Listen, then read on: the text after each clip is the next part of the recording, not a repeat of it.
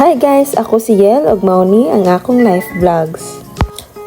Karong adlaw akong i-voice over ang usa ka sender and nakita na ko siya sa FB. Hi, I'm Yana Salazar. I'm 20 years old, nagpuyo ra ko sa ako tita. I'm 5 years old, gibiyaan ko ni mama, ana siya, na mobalik ra siya. Pila na ka years wala gyapon siya ni balik. Ana si tita na napatay na si mama pero dili ko mutuon niya. I know nabuhi pa siya. By the way, let's start my story. Sa iyo sa buntag niyaw-yaw na sad si tita.